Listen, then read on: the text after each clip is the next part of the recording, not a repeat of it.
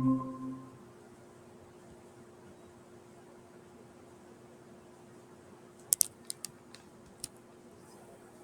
evening, Chandrima. Good evening, ma'am. Screen is visible, right? Yes, ma'am.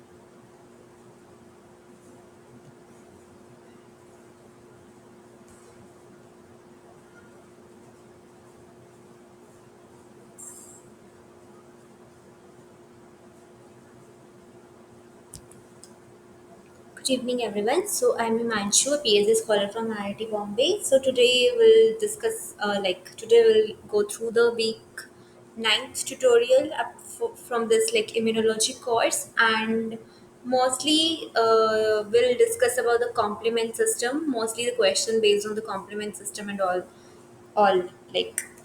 So let's start with the question first. There are the two cytokines IL-4, that is interleukin 4, and interleukin 5 together act in B cells class switching process.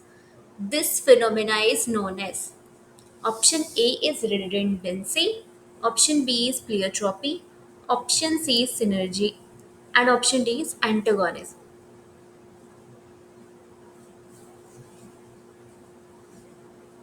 Option B. Okay, okay, so let's see.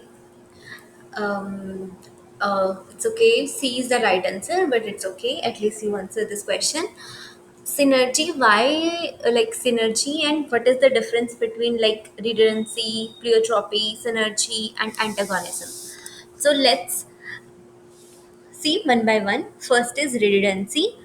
When different cytokine produce the same effect. Redundancy, that means same function. Re means dubara.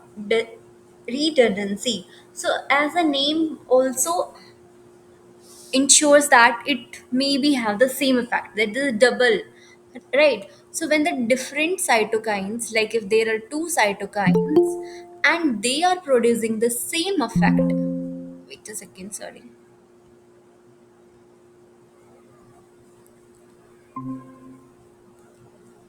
So when if like there is a two different cytokines are there, but now this two cytokines, whatever they are releasing, the impact of that chemical is that they are producing the same phenotype, same effect. So we call this process as redundancy. And the second one is pleiotropy. Pleiotropy, as the name also itself suggests, when only a single cytokine have the multiple effect on different cells. Pleo, that means more. Tropy, so more affects. So when only single cytokines affect, giving a very different or multiple effects on the different cells, we called it as pleiotropy. And next is synergy. Syn means combination, right? So when two or more cytokines, they together produce a greater effect than either the alone. When one cytokine will be there, then it have the effect of the cells. But when different cytokine, when it combined with the same, the first one cytokines, together they'll produce a very different effect, right? And that will combine, like if that is increasing the like blood vessel, like normally we are taking that it's increasing like some diameter, but when they two combines, if in previously they are increasing like two times, after the addition of this two, they'll increase in like four times or 10 times. That effect we call it as synergy. Like when two or more cytokines work together and they produce a greater effect than the alone. We call this process as synergy. Next is antagonism, antagonist. So this words come from the antagonist, and we know that antagonist is opposite.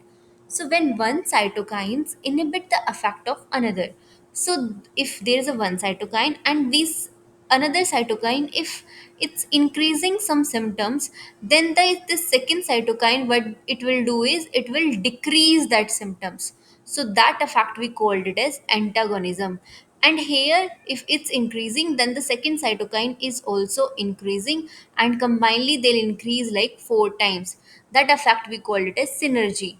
And pleiotropy, if the single cytokines, if there are different cells, they are giving the different, here it's increasing, here it's decreasing. So on different cells they are producing the different effect. And redundancy is that different cytokines but all have the same effect. So these are the most common effect or most common function of any cytokines or different type of cytokines. But in the question they asked like the two cytokines, that IL-4 and IL-5, both when we combine, they act in the B cell class switching process, and together they'll increase that effect. So that's why it come under synergy, right?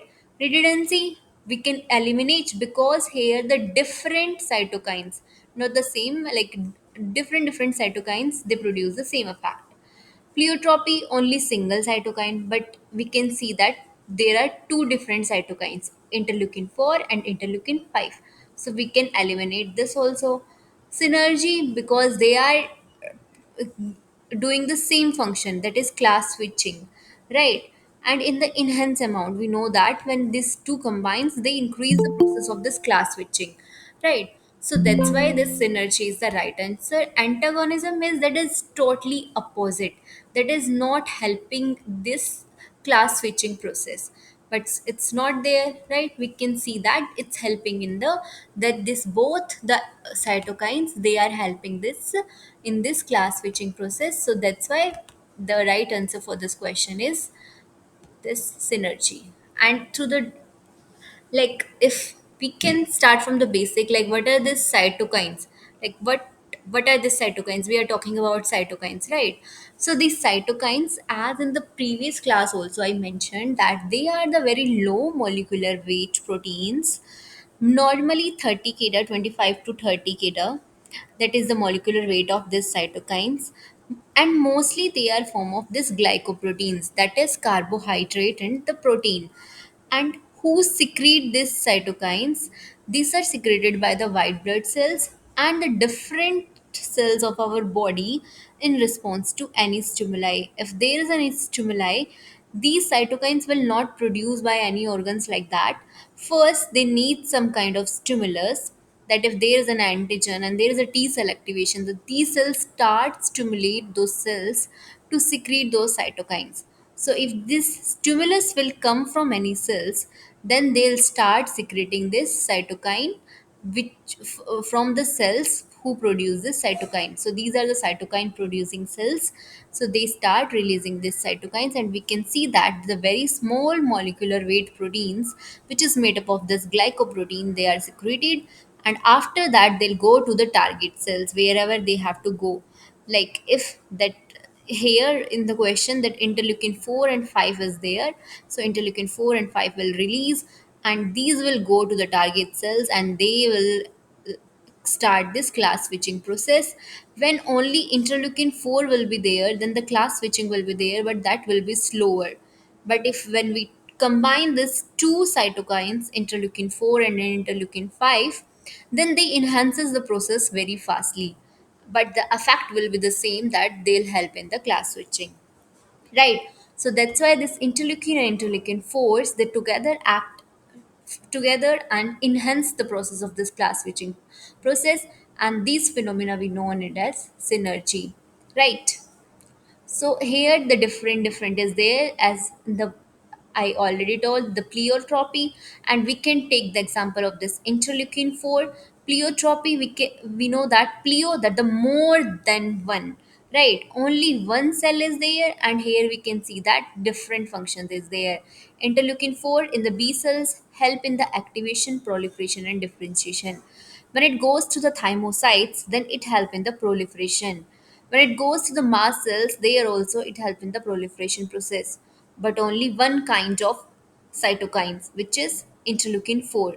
Only one cytokine and different functions are there, more than one effect are there.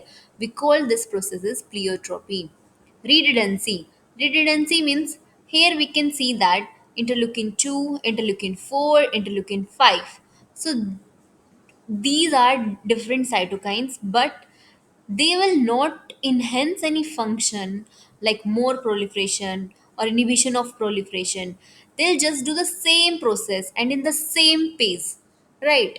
So we call this process as redundancy, that is redundancy, that more than one cytokine, if it will be alone, then also the same effect. If this addition of this 3, then also it will give the same effect. Here also we can see that if interleukin 4 will be there, then also it help in the proliferation.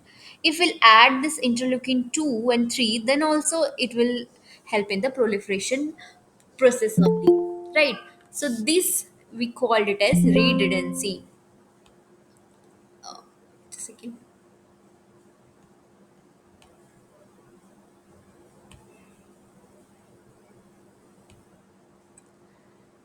And after that, the next is synergy, as in the um, this,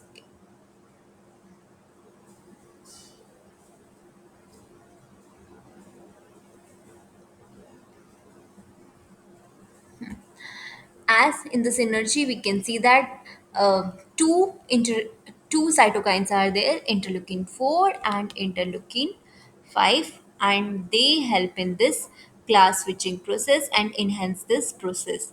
So if this interleukin 4 will be there, then this will not happen, and if interleukin 5 alone will be there, then also this will not happen. If the combination of these two are there, then this class switching will happen and at a very high pace, right? And next is antagonism. So what this antagonism is do, that we know that interleukin 4 alone help in the proliferation process of this B cells, and when we combine this two, it help in the class switching.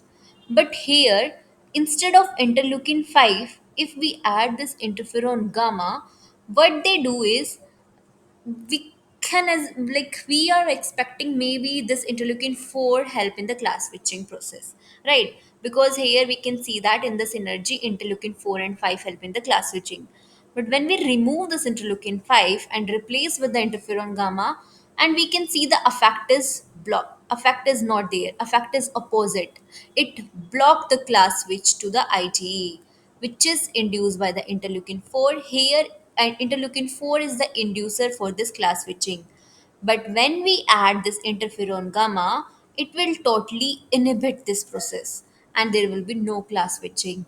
But when if this interleukin 5 will be there, this will increase this class switching process. So it is increasing. So these are the 5 type of functions of this cytokines. One is this pleiotropy, when one cytokines will give more than one effect, more than two effects on different cells, we call it as pleiotropy. Redundancy, when if we add more cytokine also, it will give the same effect, right? Redundancy, that is duplication, right? And the same function, the like duplication of this cytokines, but function will be the same.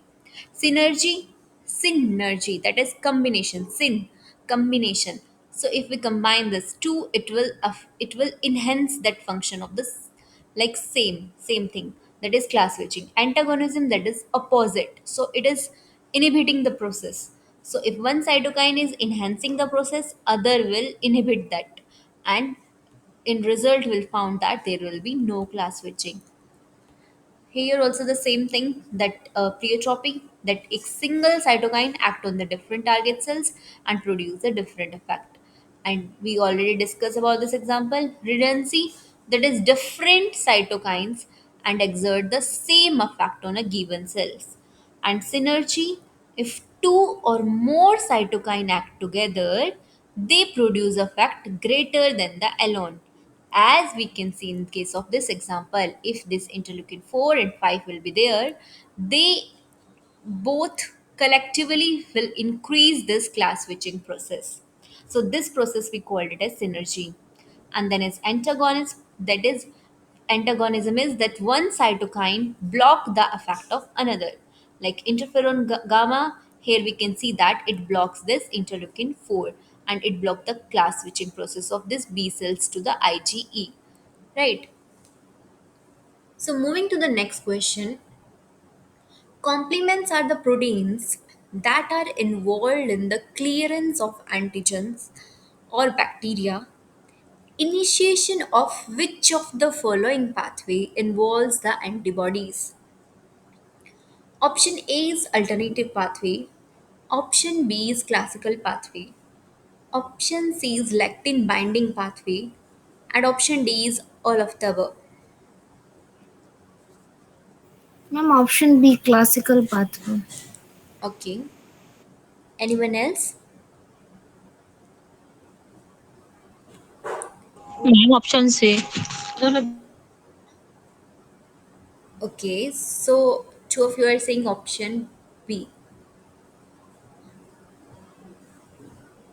No, ma'am, option C. Okay, okay, option C.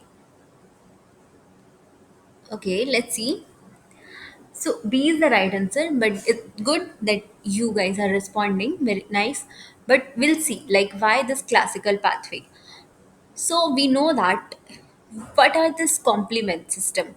So this complement system is a set of plasma proteins. So there the proteins are present like the plasma proteins, and normally what they do is it this complement system comes under the innate immune system, not under the adaptive immune system, right? It is a part of innate immune system. As immune system, so the main function is killing the microbes and protecting our body, right? So immune system.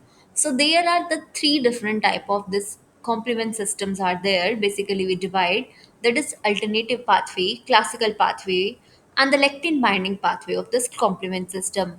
But in the question what they asked is the complements are the proteins that involve in the clearance of antigens and bacteria. Okay, so this is common for all. Like they help in the clearance of this bacteria and all. But which pathway involves the antibody?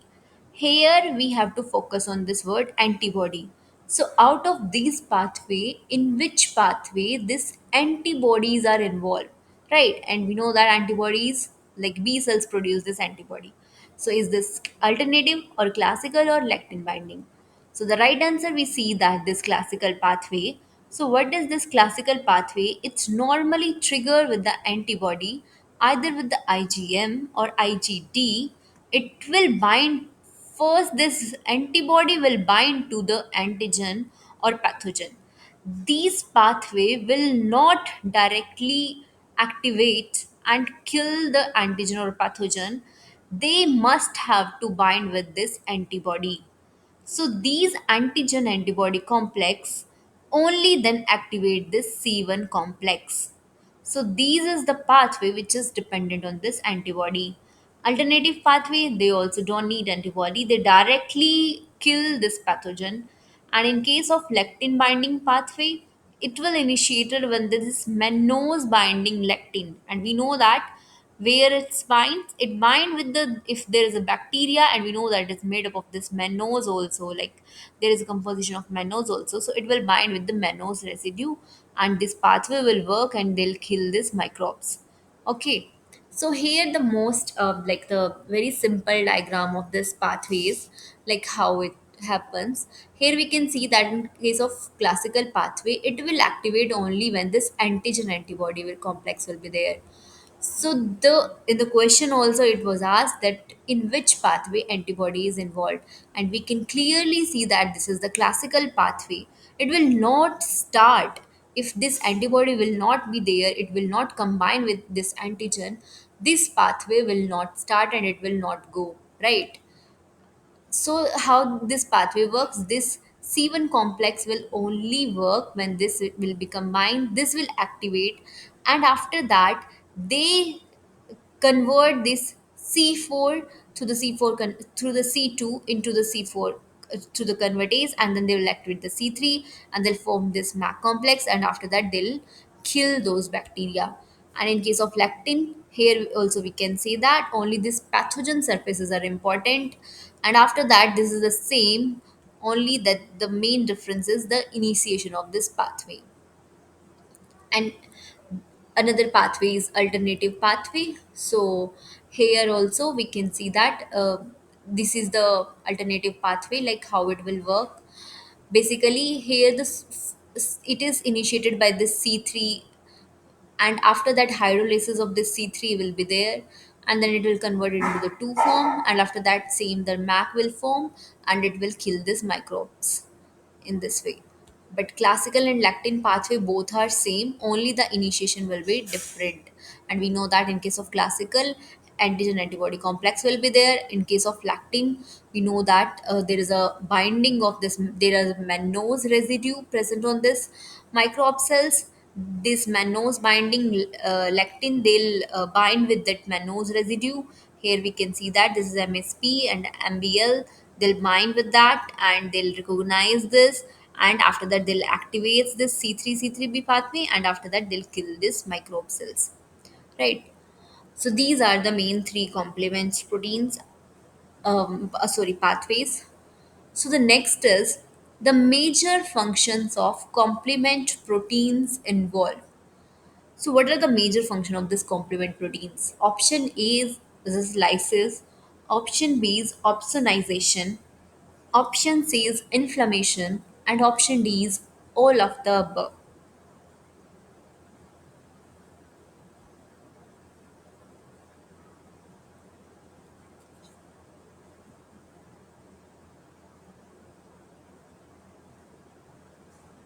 So anyone?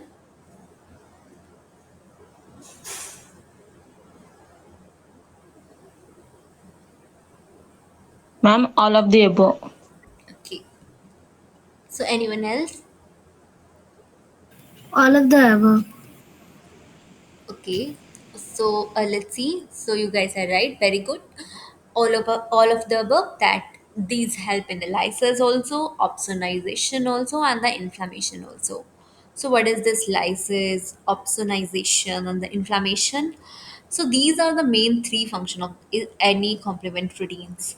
So first is this lysis of pathogens and how it happens and how it will cope. These complement proteins, they form this MAC complex, and this MAC complex, that is the membrane attack complex. So it's a basically like this kind of complex, like a hollow pipe like structures, C5 to C9, and inside this microbes will come and they'll kill these cells. So these punches hole in the pathogen membrane. What they do is these complex will form the holes inside the microbes. Because of that, all the fluids present inside the pathogen that will come outside, and there will be the lysis. So that will leads to the cell lysis and death. So this is also the function of this complement proteins. Opsonization is like it's make the pathogen more tastier so that it will kill those pathogen very nicely. So this is a like coating on the microbes. So what happened in this opsonization process? There is some complement fragment, especially the C3b. These complement fragments, what they do is they coat these microbes, and they'll make the this microbes very tastier, so that this uh, APCs or the macrophages or the neutrophil will come and they'll easily digest this microbes and easily eliminate those microbes. So this process we called it as opsonization, that is coating on the surface of microbes by this C3b complement protein. Be- so these they basically tag for the phagocytosis, so that now this macrophages and the neutrophils, they easily recognize that yeah, this is the foreign material or this is the harmful pathogens and we have to kill it. So they are enhancing the tag, right? Much like if there is a train and if there is a loose of the track, we show that the red flag, and that so that it can easily showables to that whoever was driving that time. So it's kind of tag for them, that the like from the very far they can recognize that yeah, this is the cells we have to kill, and they'll kill those cells after this coating very nicely and very easily and in the very fast manner. And next is inflammation. So this complement fragments, the C3A, C4A, and C5A. These three complement fragments, they act as anaphylatoxins. So what is this anaphylatoxins is? Basically, they induce the inflammation process, right? And sometime inflammation is also good for our health, right? So that they can eliminate the microbes and the harmful mi- foreign materials, right? So these C3A, C4A, and C5A, these are the fragments which induces this inflammation process. What they do is they increase the vascular permeability and recruit the immune cells. And recruitment of this immune cells, we called it as chemotaxis. So basically they increase this inflammatory response at the site of infection. So these are the main three function of this any complement proteins. And here, like in the diagram, it's just a this is a terminal pathway, but I put this because of this MAC complex to show that how this is MAC is membrane attack complex, where this microbe will come, where any enriching floods will come, and they will punch the holes and those things so that this cell lysis will be there, and we can see that through this MAC complex, and which is normally made up of C5C9, that is C5b to C9 complement proteins, right? And opsonization is through the C3b. So this is very important. The C3b is very important for the opsonization process. So these are the main function of any complement proteins. So moving to the next question, which of the following is not a C3 convertase? Option A C4B2A. Option B C3BBB.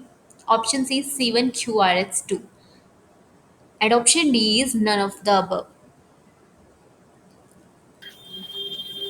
Option C. Okay. Anyone else?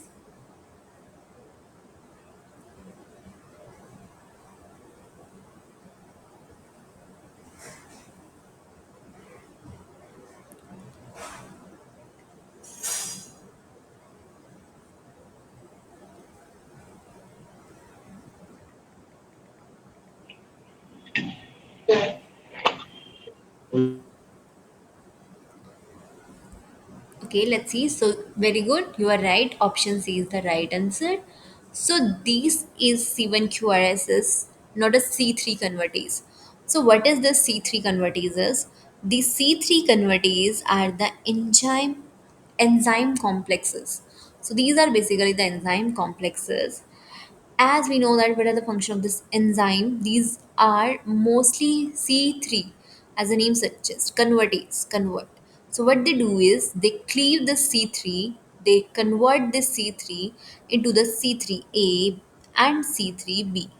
And this is a very central step in any complementation activation pathway. So the pathway which is very specific to the C3 convertases, one is this classical pathway. This is also a C3 convertase based. We, in the previous slide also we discussed. And another one is this alternative pathway, which is also a C3 convertase based, C3BB and C4B2A. So these both are the like C3 convertase based. So this is also an alternative pathway also. And this lectin pathway same as classical C4B2A.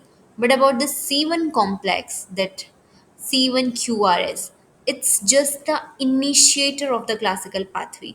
It's not the C3 convertase. It's not the C3 convertase it will convert the C3 or it will cleave the C3 into the C3 and C3B, because it comes first to the C3 convertase. So this C1QRS2, it's not the actually C3 convertase. So basically these are the two C3 convertase basically help in converting the C3 into C3A and the C3B. And depending upon the pathways, they are different. In classical it's different, alternative it's will be the different, and lectin is like same as the classical one, as we see. So this is the, like, we earlier also we all I already discussed about this. Here we can see that. So C3 convertase, and this is C3 convertase. So C1 CQRS, we can see that it's the initiation, it's just before the C3 convertase, right? So this C4B2A, this is the C3 convertase here. We can see that this convert the C3A into the C3B, and here also this is the C3 convertase. But this is, we can see that this is not come under this C3 convertase. It's just before that, the classical pathway. So that's why the right answer for this question is the C1QRS2, because it's present in the classical pathway but before this C3 wala step. Moving to the next question, which of the following complement cleavage product is not a component of the membrane attack complex? That is MAC. So option A is C5B, option B is C6, option C is C9, and option D is C3B. Option D. Okay. So anyone else?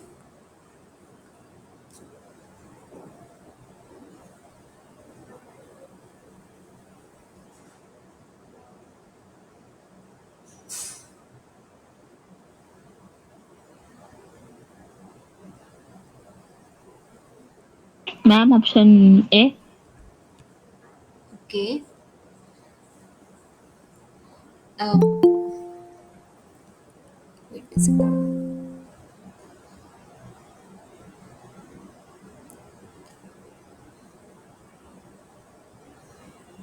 Okay, let's see.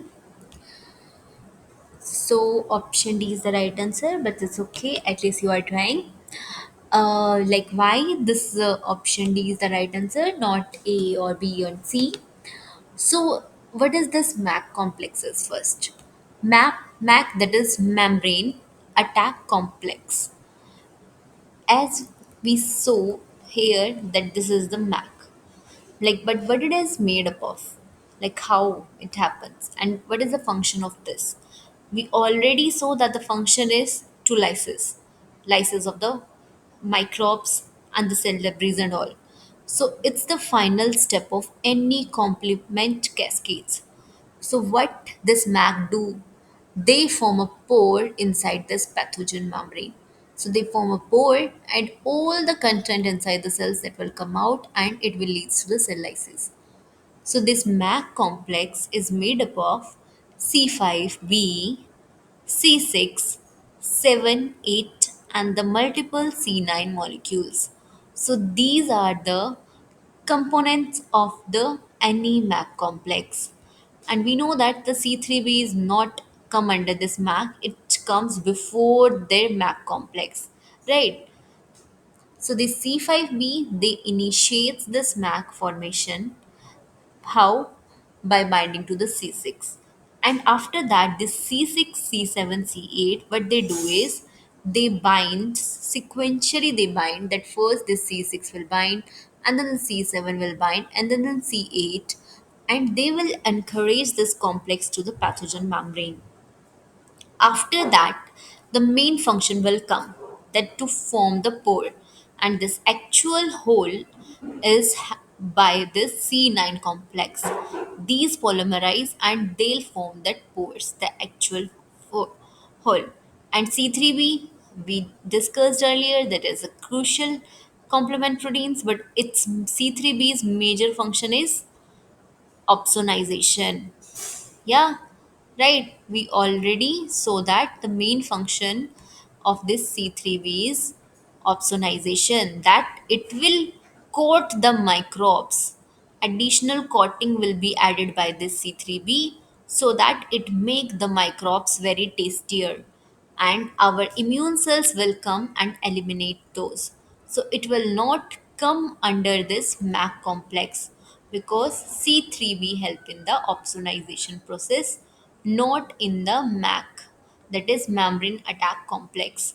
So C3b is a crucial complement, but its main function is opsonization, that is coating of the pathogen so that it will easily so that it will be easily phagocytable by this immune cells, right? And it is a forming a part of C5 convertase also, because after this only the next step will come, and this C5 will convert into the C5A and B, right?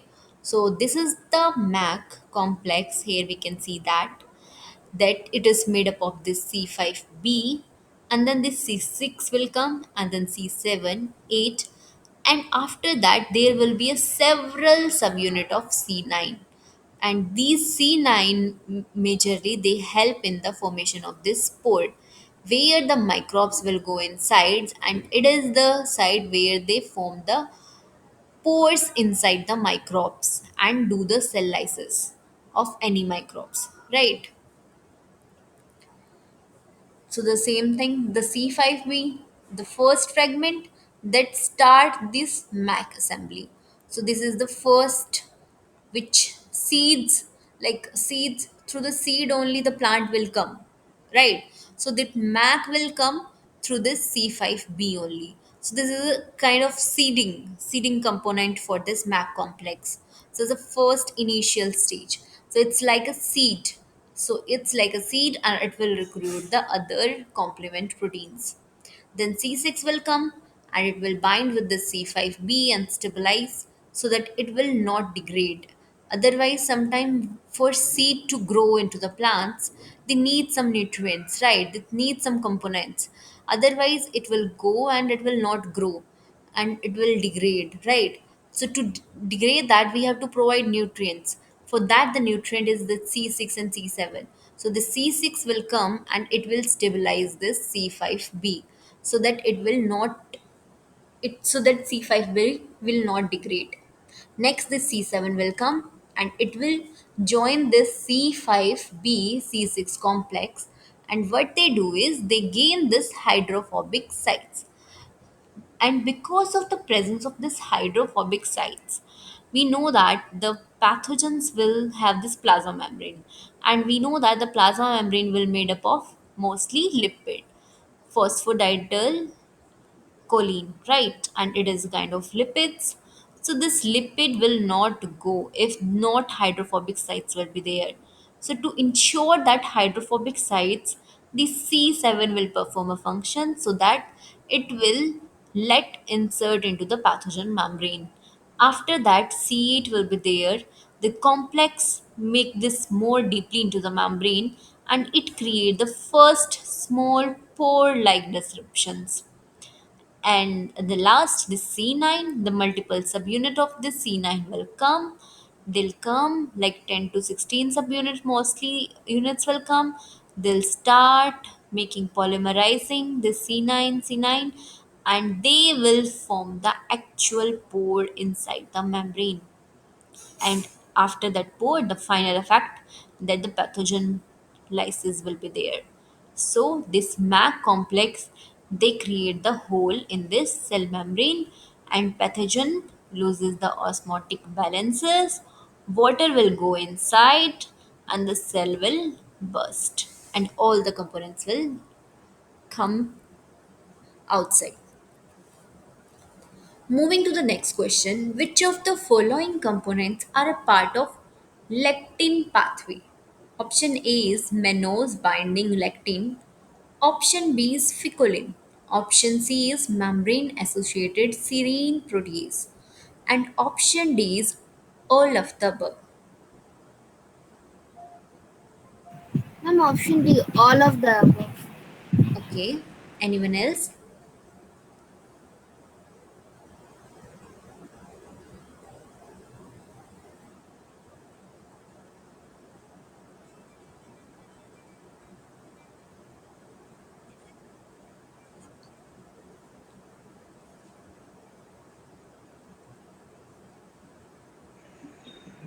Option D, ma'am. Okay. So two of you are saying option D. Let's see. Very good. You are right. Option D is the right answer for this question. Okay, so lectin pathway, we already see that the mannose binding lectin will be there. It's a very, like the first thing which goes to the mannose surface of the microbes. So this is the right. Then what about this ficolin? Like what is this ficolin and MASP is? So let's see one by one. We know that the lectin pathway, it's antibody independent. We already know that it's not dependent on the antibody because only the classical pathway is dependent on the antibody. It is an antibody independent. Why? Because it directly bind with the mannose residue of this microbial surfaces. And how it's bind with the mannose residues through this mannose binding lectin. So it will trigger when the certain protein bind to the carbohydrate patterns like mannose on microbial surfaces. So mannose binding lectin, we know that this is the protein that will bind to the mannose residue which will be present on microbes, right? Any bacteria, viruses, fungi, we know that they all have this sugar mannose, right? So these mannose binding lectin, they directly bind with this mannose residue. So it's kind of PRR. PRR we know, and in the initial slides also we discussed about this, that the pattern recognition receptors which is present on the cells, and it will recognize the PAMP molecule, that is pathogen associated molecular pattern, right? So these are the receptors where this PAMP molecule will come and they'll recognize this microbes. Next is picoline. It is similar to the mannose binding lectin, but they will recognize this different sugar and acetyl glucosamine on the microbes. It will also come under this lectin pathway. And next is membrane associated serine protease, where the MSP1, 2, 3. So these are the enzymes that activated once this MBL, that is mannose binding lectin or ficolin binds, they cleave the C4 and C2 and they'll form this C3 convertase, just like the classical pathway. You know that it's like similar to that, and then they'll eliminates those microbes, right? So these are all are the component of this lectin binding pathway. So this is the like how this work is. Here the we can see that this is the microbes and the mannose. These are the mannose present on this microbes, right?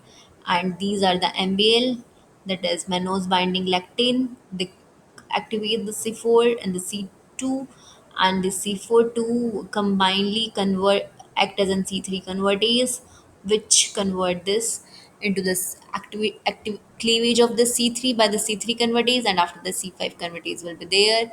And then MASP, we know that this will go and combine with that. So this is also a part of this recognition of any microbes through this pathway, lectin pathway. So all this come under this lectin pathway, all the components, that is MSP1, 2, mannose, and ficolin. So moving to the next question, the chemokine receptors belong to which of the family of cytokine receptors? Option A is class 1, option B is class 2, option C is TNF family, and option D is GPCR.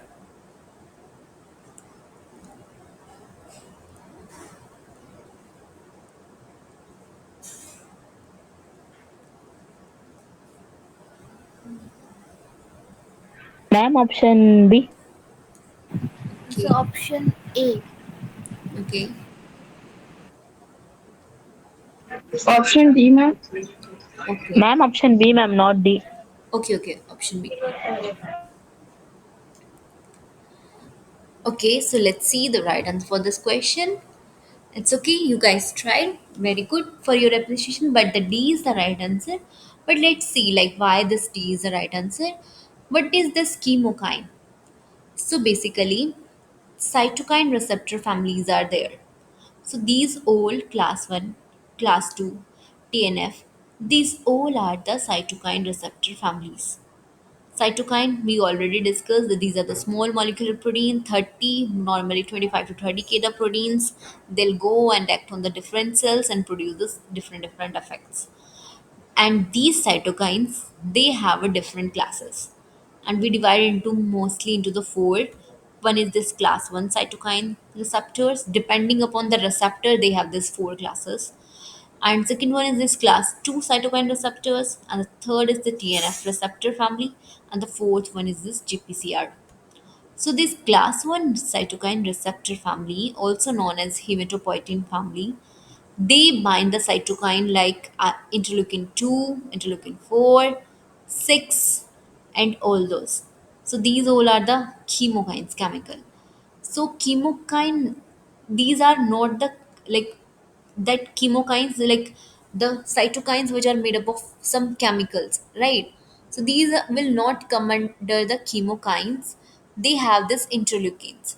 Class 2 cytokine also they have this interferon family like related cytokines, and here mostly the hematopoietin related. And TNF receptor family, mostly they have this Fas ligand, CD40, TNF alpha. Normally, those that help in the cell death, program cell death, or the cell survival signaling. But this GPCR, they are the one which bind with the chemokine. So these GPCR, that is these GPCR is a seven membrane trans proteins. Here we can see that um, coupled receptor green. I forgot GPCR, that is green G protein. Sorry. This G protein coupled receptor, that is a seven transmembrane receptors. What is this means is if there is a membrane, so this will coil like seven times one, two, three, four, five, six, seven. So this is a seven transmembrane receptor which spans the plasma membrane seven times. And these are the receptor where this chemokine will bind, and normally what they do is they regulate this leukocyte migration and this trafficking. Example is this CCR5 and CXCR4, which is very important in HIV during this entry of the cells. So here this is the HIV one, and here I took the example of this GP4140. Here we can see that. So this is the GPCR where this chemokine will binds and this will activates, and then in this way it will targets, and this cytokine will come and bind onto these receptors, and after that these two different proteins they'll help in the entry of this HIV. So basically this is like a memory based question that these chemokine receptors mostly in family of these cytokines based on the receptors. This chemokine receptor are come under this GPCR family. That is G protein coupled receptors, right? So these will come under this GPCR.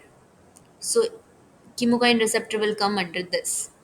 If different receptor like TNF receptor family, like TNF alpha, Fas ligand, C40, they will come under this TNF receptor family. And this interferon and this interleukin 10 only, they'll come under the class 2.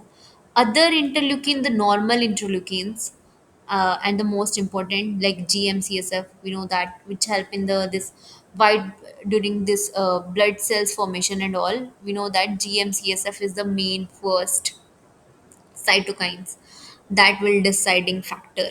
So these will, that's why this family will also named it as hematopoietin family.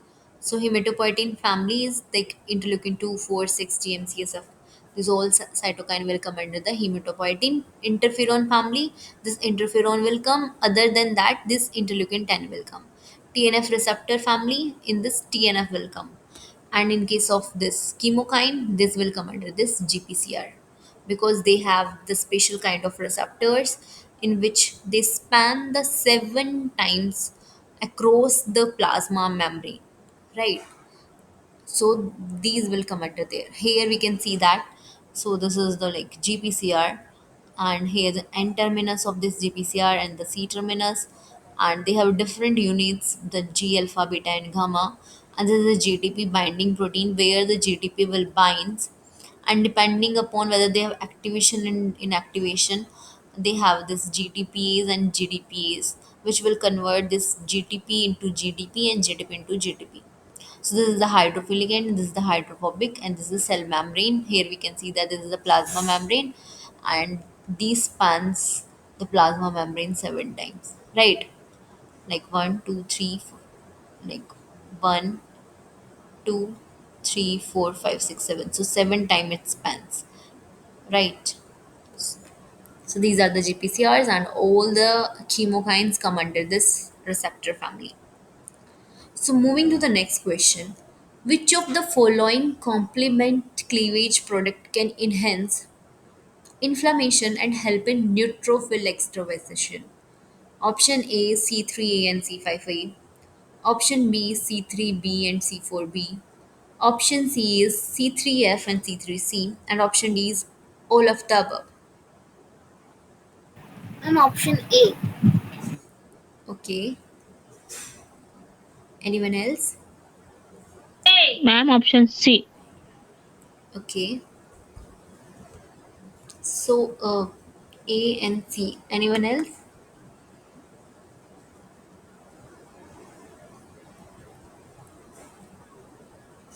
Okay, then let's see. So A is the right answer. It's okay, but we'll see like why is it the right answer. So this complement system, they generate the cleavage fragments. We know that, like C3A and C5A. Here the we know that the first thing you have to think about that.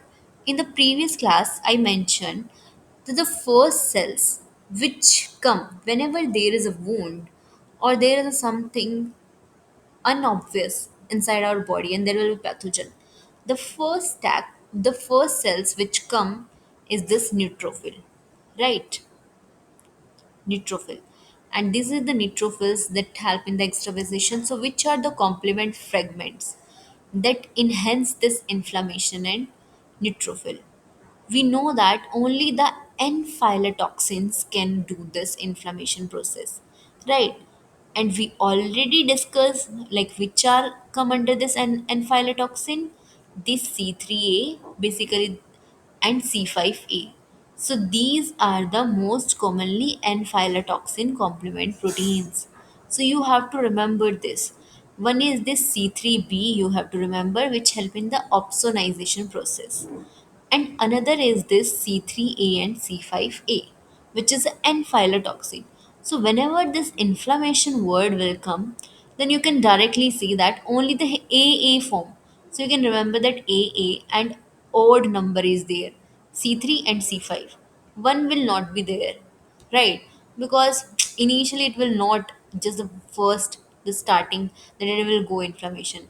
So another odd is C3 and then C5. So these are the two odd one that induce this inflammation, C3 and C5A. And basically why they produce this inflammation, because these are N-phylotoxins. What they do is they mast cells, and the mostly which kind of cells in our the RBCs that cause this allergic reaction is this basophil, right? We know that. So basophils are the cells which induces inflammation. So what they do is this C3 and C5A will go and they stimulate this mast cells and this basophil cells. And after that, we know that property of this basophil is they release the histamine. And this histamine, what they do is they increase the now vascular permeability. Now the vascular permeability will be increased, and they act as chemoattractants. If this vascular permeability will come, and if there is any attack of any cells, the first cells will go. Then the neutrophil will go to the site of infection, and which is a very important that this neutrophil will go to this site of infection. So this is very important for the neutrophil extravasation also, right? So if no inflammation will be there, there will be no vascular permeability.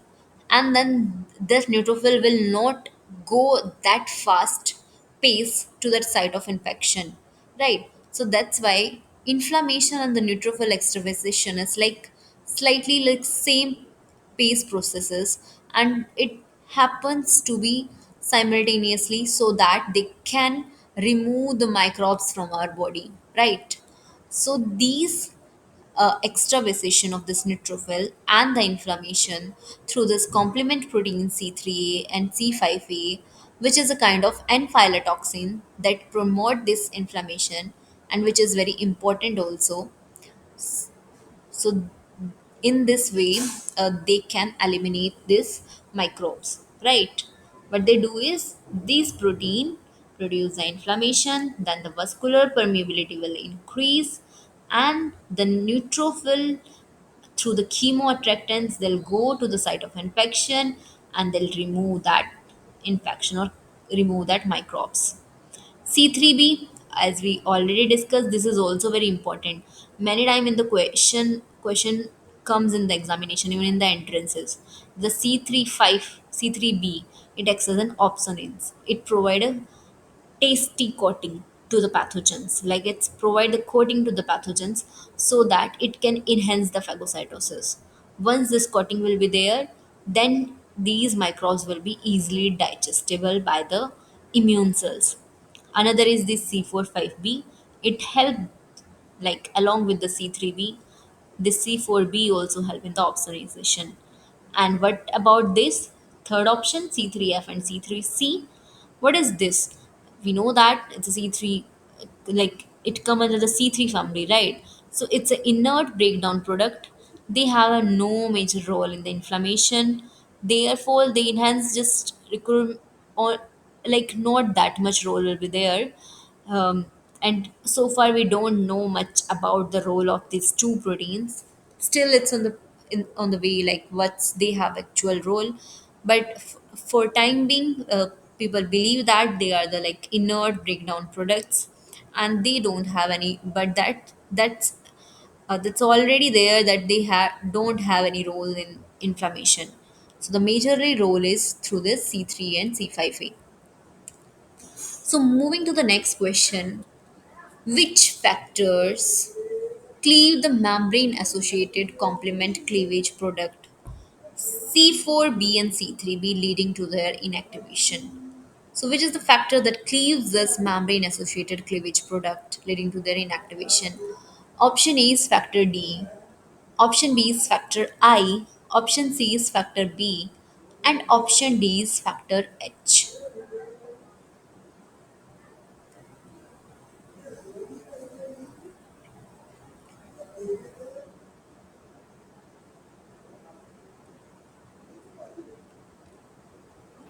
Option B, factor I. Okay. Anyone else?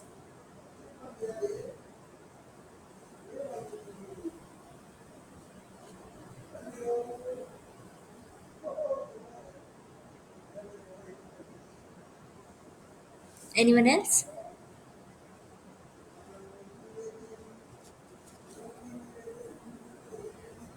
Okay, then let's see. So you are right. Very good. Option B is the right answer for this question. So what is this factor I is, and what are this other factor? Factor D, B, and H. So we know that the C3b and the C4b. So these two complement uh, products. They are important for the. These are the very important fragments, and they normally bind to the cell surfaces. If it not regulated, they can cause very uncontrolled complementation activation. And if something in uncontrollable manner, what they will do is they'll attack to our own cells. That means they'll attack to the host cells and they'll start damaging the host cells. So this factor 1, factor I, it's a serine proteases. They cleave this product C3b and C4 by thereby inactivating them.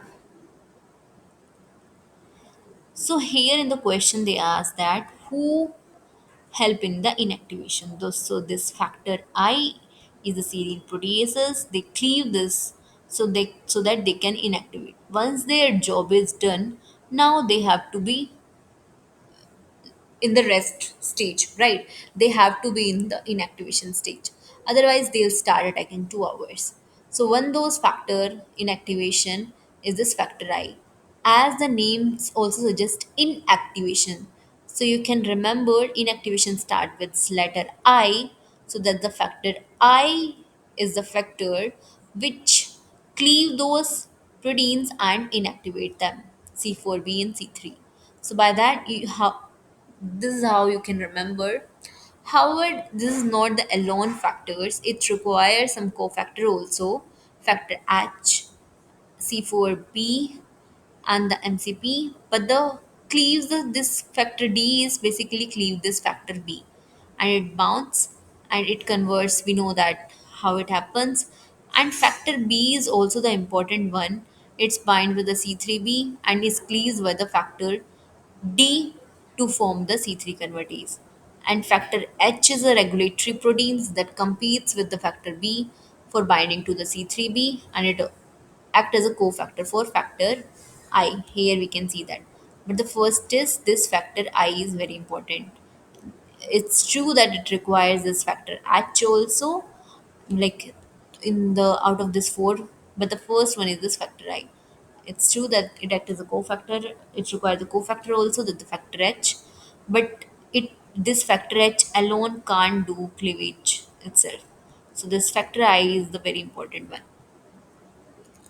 So, moving to the last question of this class, the regulator of the complement that can bind to C5b67 and inhibit the innocent bystander lysis. Option A is decay accelerating factor.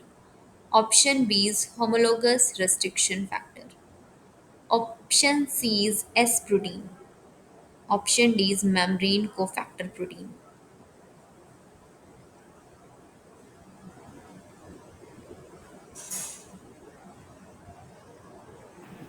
Option D.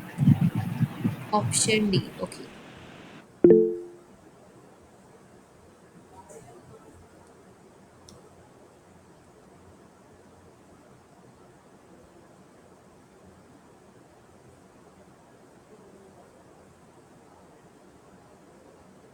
Let's see the right answer. So S protein is the right answer, but we'll see why this S protein. So this is like a very um, sort of different question.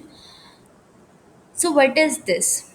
So first, what is this bystander lysis? So this bystander lysis, it's a immune mediated destruction of cells.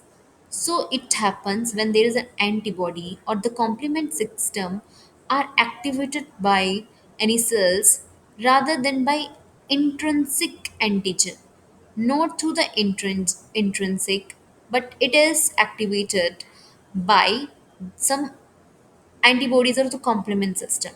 So these process we can see that the bystander, here the like formation of the MAC, we can see that, or the complement activation by this. So these, so when the complement system activated, we know that the terminal pathway they form this MAC complexes, and this intermediate the C5 to B67 complex, they accidentally insert into the membrane even to the nearby healthier cells. So these effect we called it as bystander cells. See, there is a no need, right, to make a to form this MAC complex in the normal cells, right? So it's just a bystander effect that is happening. So that's why even the nearby cells accidentally it's inserting into that membranes, right? And causing this innostander bystander lysis. Like normally cells also they are lysing, right? So these intermediate the C5b67 complex, because they accidentally insert into the membrane of nearby healthy cells also. We call this cells is the bystander cells because these are not the actual cells which have to form the MAC and which have to kill those microbes. So they cause that innocent bystander lysis. Now, what happen is this S protein, we call it as vitronectin, they bind to this C5b6 so that it can prevent this formation of this MAC to the host cell membrane. Instead, the complex remains soluble. So, by this way, they protect the host cells from the complement mediated lysis. So, this is a very good information.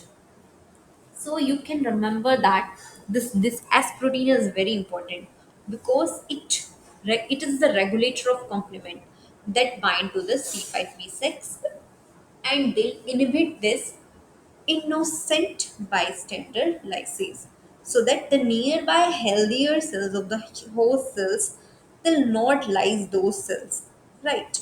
So that's why this S protein is the regulator of this complement. Okay, and so this is all. And other is this decay accelerating factor. What is this? These prevent the formation or accelerated decay of C3, C5, and the homologous restriction factor. It prevents the C9 polymerization and the MAC formation on host cells. And next is this membrane cofactor proteins. It is a cofactor for factor I. As we know that, what is this factor I is? It help in the inactivation of this C3b and C4b. Right? Already we discussed about this factor I also, right? So that uncontrolled complementation activation will not happen. So this is the factor I. So the right answer for this question is this S protein. So the this innocent bystander lyses will be prevented by this S protein. Any doubt? Any questions? That No, ma'am. okay then. See you in the next class. Thank you. Bye bye. Thank you, ma'am.